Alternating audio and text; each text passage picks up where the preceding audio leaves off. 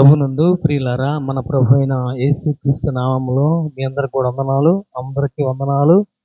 యేసయ్య నామములో ప్రతి ఒక్కరికి పేరు పేరున వందనాలు తెలియజేస్తున్నాను. సహోదరులారా, పిల్లల్ని కంట్రోల్ చేసుకోండి. వాళ్ళు ఏడిపించొద్దు. వాళ్ళకి ఇష్టమైన వస్తువులు ఇవ్వండి. వాళ్ళు ఆడుకుంటూ ఉంటారు. డిస్టర్బ్ చేయదు, వదిలిపెట్టేసేయండి. వాక్యం చదువుకుందాం. దేవుని వాక్యం చదువుకుందాం.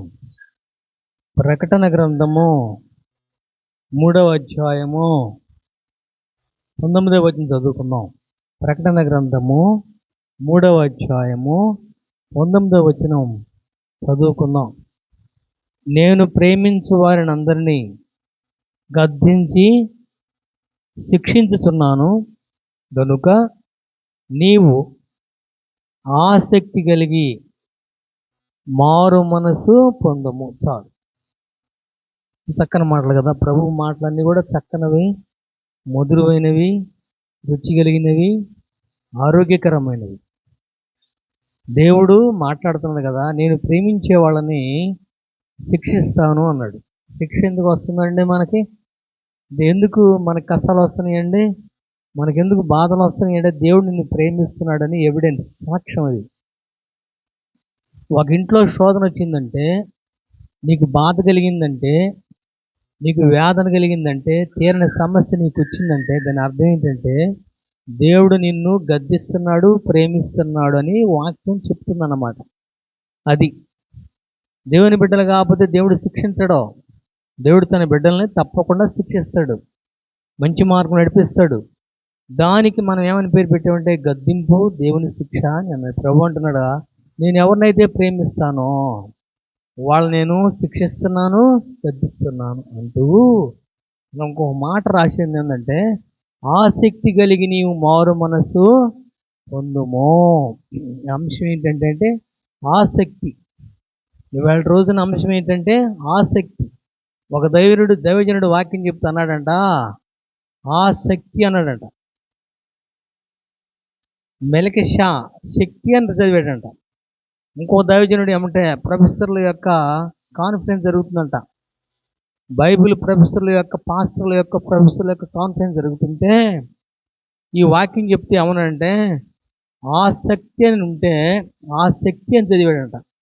వెంటనే లేచి ఒక దైవజనుడు అన్నాడా, అన్న తప్పు చదివేవన్నయ్యా, ఆసక్తి అని ఉంది, సా ఉంది కానీ శక్తి అని చదవకూడదన్నా. ఆసక్తి అంటే అక్కడ ఉన్న శక్తి అని అర్థం అన్నా, ఉన్నదాన్ని వక్రీకరించకూడదు. కనుక బైబిల్ చదివేటప్పుడు చాలా జాగ్రత్తగా, భయంతో, గడగడ వణుకుతూ దేవుని వాక్యాన్ని వాక్యంగానే చదవాలి. ఆసక్తి కలిగి మారు మనసు పొందుము అంటున్నాడు. ఏమండి, నీకు ఆసక్తి ఉన్నదా? వాక్యములో ఆసక్తి ఉన్నదా? కుటుంబంలో ఆసక్తి ఉన్నదా? ప్రార్థనలో ఆసక్తి ఉన్నదా? వాక్యములో ఆసక్తి ఉన్నదా? ఉద్యోగంలో ఆసక్తి ఉన్నదా? ఆసక్తి కలిగి ఉండాలని కొలసి సంఘస్థులతోటి, లవదోయక సంఘస్థులతోటి ప్రభువు మాట్లాడుతున్నాడు. లవదోయక సంఘంతో కాదు, సంఘ కాపరితో మాట్లాడుతున్నాడు. ఏమంటే ఈరోజు మన దేవుడు ఎవరితో, మన సంఘంతో మాట్లాడతలా. 13వ అధ్యాయం చదవండి. అదే అధ్యాయం 3వ అధ్యాయం 13వ వచనంలో సంఘములతో ఆత్మ చెప్పుచున్న మాట చెవి కలిగిన వాడు వినుగను గాక. ఏ సంఘం అండి అది? లవదోయక సంఘము. లవదోయ సంఘ కాపరికి చెప్తున్నాడు దేవుడు ఈ మాటలు. ఇంటి యజమానుడు చెప్తున్నాడు దేవుడు ఈ మాటలు. సంఘ కాపరి చెబుతున్నాడు ఈ మాటలు. ఒక దేశాన్ని నడిపించేటువంటి నాయకుడికి చెప్తున్నాడు ఈ మాటలు దేవుడు. సంఘానికి కాదు. ఆసక్తి కలిగి నువ్వు మారు మనసు. ఏ సంఘం అది? లవదోకయ సంఘము, లాస్ట్ సంఘం, చిన్న సంఘం అంట. బైబిల్ పరిశోధనలో ఏం తేలిందంటే, చదువుతుంటే చాలా చిన్న సంఘం. ఆ చిన్న సంఘం అంటే వాళ్ళు ఇంట్లో పెట్టుకున్నాడు ప్రార్థన. ఎక్కడ పెట్టుకున్నారండి? ఇల్లు లేక, ఒక స్థలం కూడా లేక, చిన్న సంఘమే కదా అని ఇంట్లో పెట్టుకున్నారంట. ఇంట్లో పెట్టుకున్న ఆయనకి పాస్టర్ గారు, ఎవరంటే ఆయన పాస్టర్ పేరు మెన్షన్ చేయలేదు, లవదోయక సంఘపు దూతకు రాయిము అని ఉంది. దూత అంటే పాస్టర్ గారు అని అర్థం. సేవకుడు, దైవ సేవకు రాయవయ్యా, సంఘానికి రాయొద్దు. సంఘానికి రాసే మెసేజ్ కాదు ఇది, సంఘానికి చెప్పే మాటలు కాదు ఇవి. సంఘాన్ని నడిపించే దైవజనుడికి చెప్తున్న మాటలు నేను అని పరలోకంలోంచి ఒక దేవదూత వచ్చి చెప్తున్నాడు. ఏమన్నాడంటే, లవదోయక సంఘపు దూతకు ఇలాగు వ్రాయుము. సహోదరుడా, ఈ రాత్రి సమయంలో దేవుడు ఇంటి యజమానుడితో మాట్లాడుతున్నాడు, సంఘ యజమానుడితో మాట్లాడుతున్నాడు, దేశ నాయకుడితో మాట్లాడుతున్నాడు. నాయకులేని జనులు చెడిపోవద్దని బైబిల్లో రాసి ఉంది. ఏమండి, ఒక నాయకుడు సరిగా లేకపోతే దేశం సరిగా ఉండదు.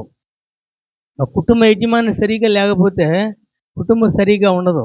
ఒక సంఘ కాపరి సరిగా లేకపోతే సంఘం సరిగా లేదు. అందుకని దేవుడు ఎవరికి చెప్పాలో వాళ్ళకే చెప్తున్నాడు. లవదోయక సంఘపు దూతకు ఇలాగూ రాయము. ఏమంటున్నానంటే, నేను ఊరకనే గద్దించను, శిక్షించను. నేను ఎవరినైతే ప్రేమిస్తున్నానో వాళ్ళని నేను గద్దిస్తాను, శిక్షిస్తానంటే సంఘ కాపరిని దేవుడు ప్రేమిస్తున్నాడు, సంఘ కాపరిని దేవుడు గద్దిస్తున్నాడు. ఎవరిని శిక్షార్థమైన గద్దింపులు జీవమార్గంలో దేవుడు నిన్ను శిక్షించాడు అంటే నిన్ను మంచి మార్గం నడిపించాలని దేవుని ఉద్దేశమై ఉన్నది. మంచి మార్గమును ఐడెంటిఫై చేసేంతవరకు దేవుడు నిన్ను చేయబడి నడిపిస్తూనే ఉంటాడు. కనుక లవదోయక సంఘపు దూత కంటే పాస్టర్ గారికి రాసిన మాటలు ఇవి, అంతేగాని సంఘానికి కాదు. ఆ సంఘం చిన్న సంఘం, ఇంట్లో పెట్టుకున్న సంఘం. ఆ సంఘ కాపరి అంటున్నాడు కదా, నువ్వు ఆసక్తి కలిగి మారు మనసు పొందు. ఎవరండి, ఆసక్తి ఉన్నదా నీకు? నీకు ఆసక్తి ఉన్నదా? ఏ విషయంలో ఆసక్తి ఉన్నది? ఆసక్తి లేకపోతే దేవుడు కోపడుతున్నాడు. సంఘ కాపరికే ఆసక్తి లేకపోతే సంఘానికి ఏముంటుందండి? ఇంటి యజమానుడికే ఆసక్తి లేకపోతే ఇంట్లో వాళ్ళకి ఏముంటుంది? నాయకుడికే ఆసక్తి లేకపోతే నాయకత్వం పరిపాలించేటువంటి ప్రజలకి ఏముంటుంది? ఉండదు. ప్రభు ఎక్కడ ఎవరితో మాట్లాడాలో వాళ్ళతోనే మాట్లాడుతున్నాడు. దేశాన్ని పరిపాలించే వ్యక్తి మంచోడు అయితే దేశం బాగుంటుంది. ఆసక్తి లేదు, ఆచారం ఉన్నదని ఆసక్తి లేదు, మారు మనసు అంతకంటే లేదు. ఆసక్తి ఏ విషయంలో ఆసక్తి ఉన్నదంటే, చెడ్డ పనులు చేయటంలో దేవుడు ఏదైతే చేయొద్దు అన్నాడో ఆ పనులు చేయటంలో ఆసక్తి కలిగి ఉన్నాడు. మనం ఈ రాత్రి సమయంలో పరీక్ష చేసుకోవాలి. విషయంలో దేవుడు నన్ను ఆసక్తి కలిగి ఉన్నాడు, కలిగి ఉన్నామన్నాడు. దేంట్లో ఆసక్తి నాకు లేదు? ఏ పనిలో ఆరోగ్యంలో ఆసక్తి లేకపోతే అనారోగ్యం పాలవుతావు, అంతేనండి. ఆరోగ్యంలో నువ్వు ఆరోగ్యంలో ఆసక్తిగా నువ్వు చూపించకుండా డాక్టర్ ఏం చెప్పాడు అలాంటి మెడిసిన్స్ వేసుకోకపోతే నువ్వు అనారోగ్యం పాలవుతావు. పరమ డాక్టర్ అని యేసు ప్రభువు చెప్పారు, ఆసక్తి కలిగి మారు మనసు పొందుము. ఏమండి, ఆసక్తి కలిగిన మారు మనసు. ఈ రాత్రి సమయంలో ఒక నిర్ణయం తీసుకోవాలి. నేను ఒక నిర్ణయం తీసుకోవాలి. దేని విషయంలో దేవుడి విషయంలో ఆసక్తి లేదో ఆ విషయంలో మనందరం మారు మనసు పొందాలి. దేవుడే నీ విషయంలో ఆసక్తి కలిగి ఉన్నాడండి.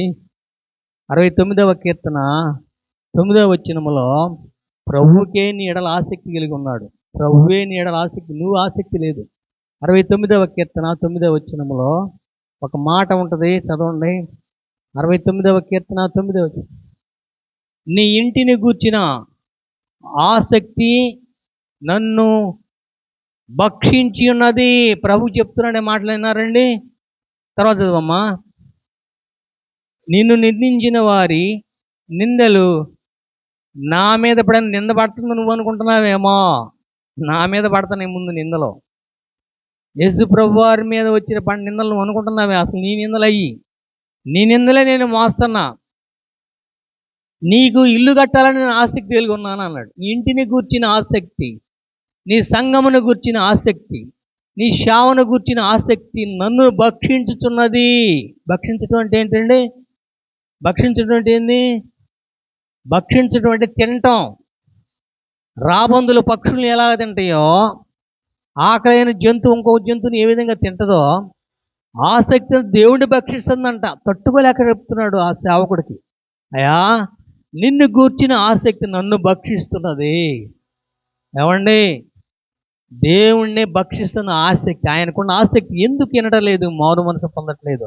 లవదోయక సంఘ నాయకుడికి మారు మనసు ఎందుకు లేదని అన్నప్పుడంట, దేవుణ్ణి తన ఆసక్తి అంట తింటం. భక్షించడం అంటే ఏంటండి? తింటాం. నిన్ను గూర్చిన ఆసక్తి నన్ను, నీ ఇంటిని గూర్చిన, దేని గురించి అమ్మాయి? ఇంటిని గూర్చి. ఇల్లు అంటే సంఘము, ఇల్లు అంటే దేశము, ఇల్లు అంటే ఒక దేశం యొక్క ప్రజలు ఇంట్లో ఉంటారు. ఇంటి అడ్మినిస్ట్రేషన్ కరెక్ట్గా లేదు, ఇంట్లో అడ్మినిస్ట్రేషన్ కరెక్ట్గా లేదు. ఒకటి చెప్తుంటే ఒకళ్ళు వింటున్నారు. సంఘ పెద్దలు ఒకటి చెప్తుంటే సంఘ కాపురు ఒకటి వింటున్నాడు, సంఘ కాపురు ఒకటి చెప్తుంటే సంఘ పెద్దలు ఇంకోటి వింటున్నారు. అందుకే నీ ఇంటిని గూర్చిన ఆసక్తి నన్ను భక్షిస్తుందయా. నీకు అసలు ఆ శ్రద్ధే లేదు, నీకు ఆ భయమే లేదు. నీ విషయంలో ఆసక్తి నన్ను భక్షిస్తుంది, నన్ను తింటుంది. ఏమండి, ఒక వస్తువుల్ని, నేను ఒక దైవశాకుడి ఇంటికి వెళ్ళాను. ఇల్లు బాగా కట్టుకున్నాడు, అంతా బాగానే కట్టుకున్నాడు, ఇంటి చుట్టూ బాగానే ఉంది. కానీ ఇంట్లో బర్మా టేక్ అంట. ఏ టేక్ అండి అది? బర్మా టేక్ తోటి ఒక ద్వారం కట్టాడు. దానికి ఏం పట్టింది? చెదులు పట్టింది. చెదులు. బర్మా టేక్ అంటే చెదులు పట్టదంట. కానీ ఈ చెదులు బర్మా టేకును కూడా తినేసి ఎట్లా చేసింది? తిప్పించేసింది. ఎట్లా అంటే అది మొత్తం కూడా, ఆ చెక్క మొత్తం రాలిపోయింది. ఏమీ లేదు, ఇల్లేమో చక్కగా ఉంది, చాలా బ్యూటిఫుల్గా ఉంది. అన్నా ఎందుకు ఇలా కట్టేవంటే అన్నాడు, ఇనుముతో ద్వారం చేసుకోమని నాకు చాలామంది చెప్పారయ్యా, నేను వినలేదు. బర్మా టేకు నుంచి ప్రత్యేకించి ఇంపోర్టెడ్ తీసుకొచ్చి పెట్టాను. ఆ టేకుతో నేను ఈ యొక్క ద్వారాన్ని కట్టాను, తలుపుని కట్టాను. ఆ తలుపు మొత్తం తినేసిందంట. దేని తిందండి? ఏందండి? ఏంది? చెక్కబట్టింది. చెదులు ఫస్ట్ క్లాస్ అంటే బర్మా టేకుని ముక్కలుగా తిందంట. ఆసక్తిని యేసుక్రీస్తుని తింటుంది. నీ విషయంలో దేవుడు ఎంత ఆసక్తి కలిగి ఉన్నాడో, ఎంత రేషియోలో ఆసక్తి కలిగి ఉన్నాడో, నా మాటలంటే ఏడుస్తున్నాడో, బాధపడుతున్నాడో, శ్రమ పడుతున్నాడో, ఆ ఆసక్తి తన తింటుందంట. నీ ఇంటిని గూర్చిన ఆసక్తి. ఎవరు రాసిన మాట అండి ఇది? దావీదు రాసిన కీర్తన ఇది. దావీదుకి దేవుడు తెలియజేశాడు. దావీదును గూర్చిన ఆసక్తి దేవుని తింటుందంట. దావీదు సేవకుడండి, దావీదు గొర్రెల కాపరండి. దావీదు గొర్రెలు కాసే కాపరి సరిగా గొర్రెలు కాకపోతే దేవుడికి ఆసక్తి కలిగిందంట. ఏంది దావీదు నా మాట వినట్లేదు, ఎంత చెప్పినా వినడం లేదు, ఏందబ్బా అని దేవుడు ఏడ్చినప్పుడంట ఆ ఏడ్పులోనే వచ్చిన ఆసక్తి తను తినేసిందంట. అందుకే రాసి, నీ ఇంటిని గుర్చిన ఆసక్తి నన్ను భక్షించుతున్నది. భక్షించుంటే తినటం అంటే ఇక్కడ కొంత తిని కొంత వదిలిపెట్టడం కాదు. ఎముకలను తినిద్ది, మాంసాన్ని తినిద్ది, శరీరాన్ని తినిద్ది, రక్తాన్ని తగ్గిద్ది, మొత్తం తాగేసిద్ది ఆసక్తి. దేవుడే నీ ఆసక్తి నిమిత్తం బలైపోయాడు. సోదరుడా, ఈ సంఘ కాపరికి, ఈ ఇంటి యజమానుడికి మారు మనస్సు లేదు కనుక అంటున్నాడు, ఆసక్తి కలిగి మారు మనసు పొందుమో. ఈ రాత్రి సమయంలో నీతో నాతో దేవుడు మాట్లాడుతున్నాడు. ఏ విషయంలో మనం దేవుని విషయంలో అనాసక్తి కలిగి ఉన్నాం, ఆసక్తి లేకుండా ఉన్నాం. నాకు తెలిసినంతవరకు ఎప్పుడెప్పుడు ప్రార్థన పెడతారయ్యా, ఎప్పుడెప్పుడు వెళ్దామని వచ్చి ఎంత ఆసక్తిగా కూర్చున్నాడో బాబాయ్. నాకు ఆశ్చర్యం వస్తుంది, అయ్యా 2-3 వారాల నుంచి రావట్లేదయ్యా, ఈ వారం వెళ్దామంటే కొంతమంది పాస్టర్లు వచ్చి మాట్లాడుతున్నప్పుడు తను కూర్చున్నాను చెప్పి కూర్చొని వెళ్ళిపోయాడు. సహోదరు, ఎంత ఆసక్తి! నీవు కూడా మంచి విషయంలో ఆసక్తి కలిగి ఉండాలి. మనకు మంచి విషయంలో ఆసక్తి కలిగి ఉంటే మనం కీడు చేసేది ఎవరండి? నేను చదువుకోవాలి, నేను సివిల్ సర్వీస్లో ఫస్ట్ ర్యాంక్ సంపాదించుకోవాలి, మంచి ఉద్యోగం సంపాదించాలి, మంచి ఉద్యోగం సంపాదించడం, మంచి పౌరుడిగా ఉండాలని నువ్వు ఆసక్తి కలిగి ఉంటే నీకు కీడు చేసేది ఎవరు? నిన్ను ఆటంకపరిచేది ఎవరు? నిన్ను బలపరుస్తాడు దేవుడు, ఇంకా బలపరుస్తు. ఆయన బలపరుస్తాడు. నువ్వు ఆసక్తి కలిగి ఉండలేదు కనుక నీ ఆసక్తి యేసుక్రీస్తుని మొత్తం తినేసింది. గుడ్లకి చెదులు పెడితే ఏ విధంగా తింటదో, ఒక చెక్కకి చెదులు పెడితే ఏ విధంగా తింటదో ఆ విధంగా మొత్తం తినేసింది. ప్రభువుని తినేసింది నీ ఆసక్తి. సహోదరుడా, ఈ సమయంలో దేవుడు నీతో వ్యక్తిగతంగా మాట్లాడుతున్నాడు. ఒక్కసారి ఎగ్జామ్ చేసుకో, అద్దం ముందు కూర్చొని. ఎక్కడ మన శరీరం సరిగా లేదు, ఎక్కడ మురికుందని మనం వెరిఫికేషన్ చేసుకుంటాం కదా ఎర్లీ మార్నింగ్ లేచి. అలాగే వాక్యం అనే అద్దంలో ప్రభువు విషయంలో నేను ఏది ఆసక్తి కలిగి ఉండలేదని పరీక్ష చేసుకోమని దేవుడు ఏమంటున్నాడంటే ఈ దైవజనుడితో మాట్లాడుతున్నాడు. ఎవరికి రాసిన మాట అండి ఇది? సంఘానికి కాదు, లవదోయిక సంఘానికి కాదు, సంఘ కాపురికి, నాయకుడికి. నీవు శాంతి కలిగిన జలముల యొద్దకే నువ్వు గొర్రెలు నడిపించు, పచ్చని తోటల దగ్గరికే గొర్రెలు నడిపించు. ఎండినటువంటి చెట్లు కాడకి, మరి ఎడారుల కాడకి, నీళ్లు లేని దగ్గరికి, పచ్చతనం లేని వాటికి గొర్రెలు మేపగా నడిపించుకొని దేవుడు అంట దావీదుకు చెప్పి చెప్పి ఇసుకేసి అంటే నిన్ను గూర్చిన ఆసక్తి, నీ ఇంటిని గూర్చిన ఆసక్తి. ఎంతమంది అంటే దావీదు కుటుంబంలో పిల్లలు 9 మంది. వాళ్ళ కుటుంబం, వాళ్ళ నాన్నగారికి వాళ్ళ బ్రదర్స్ మొత్తం 9 మంది. వాళ్ళకున్న ఆసక్తి విషయంలో దావీదు బహు నెగ్లెక్ట్ చేశాడు. కాబట్టి ప్రభువు చెప్తున్నాడు, నిన్ను గూర్చిన ఆసక్తి నన్ను భక్షించుచున్నది కనుక నీ మీద పడ్డ నిందలు ఉన్నాయే అవి నేనేసుకున్నా. నువ్వేం మోస్తావు అనుకో, నువ్వు మోయికో. ఏమంటే నీ పనుల భారం యెహోవా మీద మోయము, అప్పుడు నీ ఉద్దేశములు సఫలమగును. You must be prosperous progress when you cast out all your approachment upon Jesus Christ back. యేసయ్య మీద వేసినప్పుడే నువ్వు డెవలప్ అవుతావు. నీ ఆసక్తి అంతా కూడా ప్రభు మీద వేయాలి. ప్రభువా, నన్ను పుట్టించావు కదా, ఈ భూమి మీద ఒక సంఘాన్ని ఇచ్చావు కదా, ఒక దేశ నాయకత్వం ఇచ్చావు కదా, ఒక అడ్మినిస్ట్రేషన్ ఇచ్చావు కదా, ఒక మినిస్ట్రీ ఇచ్చావు కదా, ఒక సంఘ పరిపాలన ఇచ్చావు కదా. ఎలా చేయాలి ప్రభు అంటే నీకు కౌన్సిలింగ్ ఇస్తాడు ప్రభు, నిన్ను బలపరుస్తాడు. నిన్ను బలపరచువాని బట్టి నేను సమస్తమును చేయగలను. నిన్ను గూర్చిన ఆసక్తి, ఎంత ఆసక్తి అంటే దేవుడు నీకు ఒక ఇల్లు సిద్ధపరిచాడండి. అది సేవ ఇల్లు కావచ్చు, ఉద్యోగం ఇల్లు కావచ్చు, పరిచర్య ఇల్లు కావచ్చు, లేకపోతే ఇంకొక పని కావచ్చు.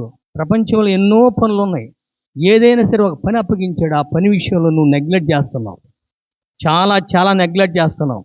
దేవుడు నీ గురించి ఏడ్చిందా, నిన్ను గురించిన చింత, నీ మీద ఉన్న చింత అంతా ఆసక్తిగా మారి ప్రభువుని మొత్తాన్ని కూడా తినేసిందంట. ప్రభు వీపిని మొత్తం తినేసిందండి. ఎంత ప్రమాదం! నువ్వు ఆసక్తి లేకపోవటం వల్ల వచ్చే ప్రమాదం. దేవుడు నీ ఇంటిని ఏ విధంగా కట్టాలని చూస్తున్నాడో తెలుసా? నీ ఇల్లు అది వ్యవసాయం కావచ్చు, వ్యాపారం కావచ్చు, ఉద్యోగం కావచ్చు, ఇంకేదైనా కావచ్చు, సేవ కావచ్చు, దేశం యొక్క పరిపాలన కావచ్చు.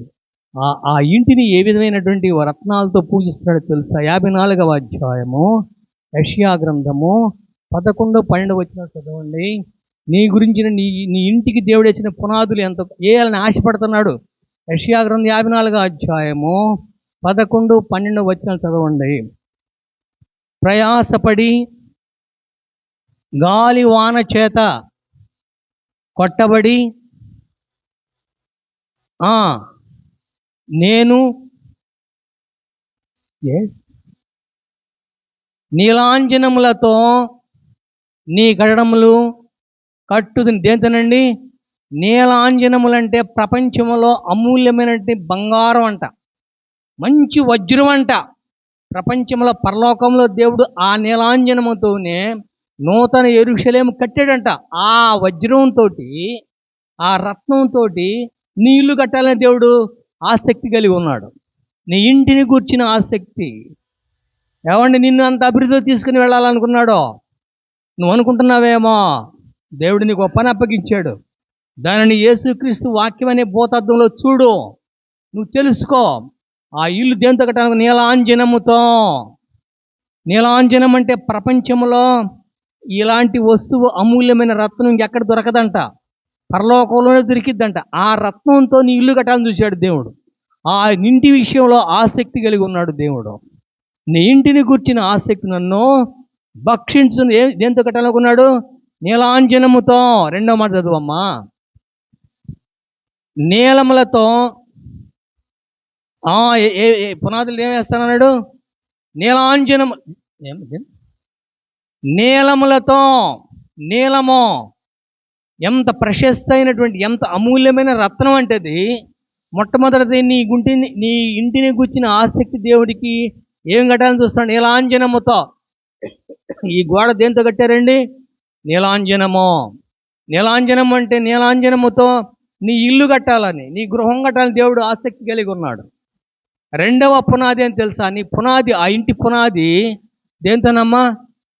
నీలములతో, బహువచనం ఏకవచనంగా నీలములతో, నీలమైన రాళ్ళు, అమూల్యమైన. ఇప్పుడు మన వాళ్ళు వర్షం పడంగానే అంట రాళ్ళ కోసం వెళ్తున్నారు, ఆ వజ్రాల కోసం వెళ్తారు. అది మంచి ఆలోచనే, కానీ వీళ్ళు తిరగకుండానే ఒక రైతు అంట పొలం దున్నుతున్నాడు భార్య భర్తలు. ఆ రాత్రి వర్షం పడిందంట. ఎప్పుడైతే దున్నుతున్నాడో తళుక్కును మెరిసిందంట వజ్రం. 1,80,00,000 అమ్మేశారంట. అది అనుకోని విధంగా వాళ్ళ భార్య భర్తలు భోజనం కట్టుకొని వెళ్ళి దున్నుతున్నారంట. దున్నుతున్నప్పుడు రాత్రి అంతా వర్షం పడిందంట. ఆ యొక్క వర్షంలో నుంచి వచ్చినట్టు ఏందా మెరుస్తుంది తింటే నాగలకు అడ్డం పడిందంట. చూస్తే 1,80,000 యూట్యూబ్లో పెట్టారు. 1,80,000 ఆ వజ్రాన్ని అమ్మేసేసారంట. లోక సంబంధమైన వజ్రానికే నీ ఆసక్తి కలిగితే ఇక్కడ ఏ వజ్రంతో కడితే పునాది వేస్తున్నాడు? నీలములతో నీ ఇల్లు కట్టాలని దేవుడు ఎంత ఆసక్తి కలిగి ఉన్నాడో, నీలములతో నిన్ను హెచ్చించాలని దేవుడు అంత ఆసక్తి కలిగి ఉన్నాడో. నీ ఇంటిని గురించిన ఆసక్తి ప్రభువుని భక్షిస్తున్నది. మొట్టమొదటి నీలాంజనము, రెండవది నీలములతో, మూడవది మాణిక్యము మణులు. మాణిక్యము అనే వజ్రము, మణులనే వజ్రము. రెండు వజ్రాలు దీంట్లో కలిగి ఉన్నాయి. ఒకటి మాణిక్య, మాణిక్యములో ఆ ఇంట్లో ఉన్నాయి. నీ ఇంట్లో మణులు ఉండాలి, మాణిక్యాలు ఉండాలి. నీ యేసుక్రీస్తుకి నీ విషయంలో, నీ ఇంటి విషయంలో ఆసక్తి ఆయన భక్షిస్తున్నాయి. పరలోకపు తండ్రి అడిగాడు, ఏంది నిన్ను ఏ విధంగా అయ్యావంటేనయ్యా, ఒక సేవకుడికి లవోదికయ సంఘ కాపరికి ఇల్లుంది, కానీ ఆ ఇల్లు నీలాంజనంతో కట్టలేదు. దాని గురించి నాకు ఆలోచన కలిగింది. నీలముతో కట్టలేదు, ఆ తర్వాత వజ్రముతోనూ మాణిక్యములతో కట్టలేదు. ఆయన గురించిన ఆసక్తి నన్ను భక్షిస్తుందని ప్రభు తండ్రికి చెప్పాడంట. సహోదరుడా, ఎన్ని వజ్రాలు ఇప్పుడు? మొట్టమొదటిది నీలాంజనము, రెండవది నీలము, మాణిక్యములు, 3 రత్నాలు, నాలుగో చూడండి సూర్యకాంతములతో నీ గుమ్మములను కట్టును. ఏ కాంతులండి? సూర్యకాంతులో. సూర్యుడి యొక్క కాంతికి ఏ విధంగా ఉంటుందో నీ ఇల్లు, దేవుడు కట్టిన ఇల్లు, దేవుడు కట్టిన సంఘము, దేవుడు కట్టిన సేవ, దేవుడిచ్చిన ఉద్యోగం, దేవుడిచ్చిన వ్యాపారం, దేవుడిచ్చిన పది కూడా ఎలా ఉంటుందని సూర్యకాంతము వలె ఉండును. ఎన్ని వజ్రాలు ఇప్పుడు? 4 వజ్రాలు. మొట్టమొదటిది ఏంటండి? నీలాంజనము, రెండవది నీలములు, మూడవది ఎంత గొప్ప మాట అండి. ఇంత కట్టాలని, నిన్ను హెచ్చించాలని దేవుడు నీ విషయంలో ఆసక్తి కలిగితే ఆయన ఆసక్తి ఆయన భక్షించిందంట, తినేసిందంట. ఇంకో మాట చదువు అమ్మా. ప్రశస్తమైన రత్నములతో నీకు సరిహద్దులను ఏర్పతును. తర్వాత నీ పిల్లలందరూ ఉపదేశము నందురి. పసిపిల్లలందరూ చూసారు ఈ పిల్లలందరూ ఆశ ఏంటంటే, నీ పిల్లల సంతానం మొత్తం కూడా, నీ సంఘం అంతా కూడా ఈ 3 పిల్లలే కాదు, ఎవరి చేత నేర్పించబడాలి? నీ పిల్ల దేవుని చేత ఉపదేశము నందుదురు. ఎంత కృపండి. అయినా ఈ లవోదికయ సంఘ కాపరికి మారు మనసు లేదు, ఆసక్తి లేదు. ఆసక్తి లేదు. మారు మనసు పొందాయి అంటే బైబిల్ అతని పేరు మెన్షన్ చేయలేదు, కానీ ఆయన గురించిన ఆసక్తి దేవుని యొక్క హృదయాన్ని తినేసిందండి. ఎన్ని రత్నాలు? మొత్తం 6 రత్నాలు. మీరు చదువు ఇంటికి పోయిన తర్వాత 6 రత్నాలతో నీ ఇల్లు కట్టాలని, నిన్ను హెచ్చించాలని దేవుడు ఆసక్తి కలిగి. మొట్టమొదటి ఏంటండి? నీలము, రెండవది నీలములతో, మూడవది మణిమాణిక్యములతో, 4 తర్వాత సూర్యకాంతములతో, ప్రశస్తమైన రత్నములతో, 6 రత్నాలతో నీ ఇల్లు కట్టాలని దేవుడు ఈరోజు ఆసక్తి కలిగి ఉన్నాడు. ఒక మినిస్ట్రీ కట్టాలి అంటే ఈ రత్నాలు కావాలి. ఈ రత్నాలు దేవుడే ఏర్పాటు చేయాలి. ఈ రత్నాలతో నా ఇల్లు కట్టాలి ప్రభు అని నువ్వు ప్రార్థన చేయాలి. చేయకపోతే ఆయన ఏడుస్తున్నాడు. ఏమండి, చిన్నపిల్లలు ఆడుకుంటున్నారు, వాళ్ళని ఎవరు కొట్టారనుకోండి, ఏమవుతుంది? ఏం చేస్తారు? వాడికి దెబ్బ తగిలితే ఏమవుతుంది? ఏడుస్తారు. వాళ్ళ అమ్మ కొట్టింది ఇందాక, ఆ పిల్ల ఏడుస్తామని.